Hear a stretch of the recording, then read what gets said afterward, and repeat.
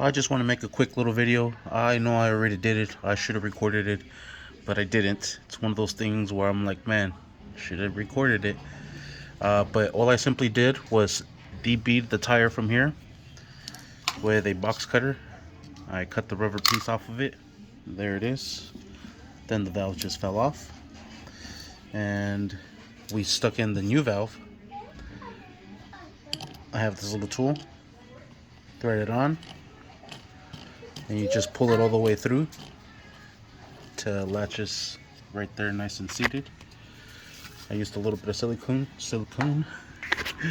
to lube it up, and there it is, nice and tight. We're ready to take off the seat clamp from here. That's what I used to debead it.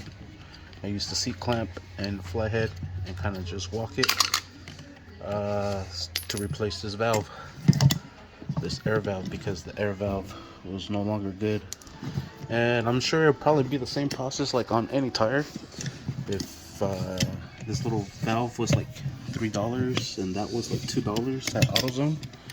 So if you have a bad valve that's leaking and it has multiple tools, that one, so you can take off the valve and press it and whatnot and all that good stuff. So I have this little go-kart that I'm building. Steering wheel was facing the other way. I chopped it and made it shorter, and I can flip it around. Service this motor, give it an oil change, clean up the spark plug, regapped it, give it some color. But this valve was pretty bad. These tires are pretty bad, but it lasts a little bit. It's just the valve was super bad and it wasn't allowing any air to stay in there.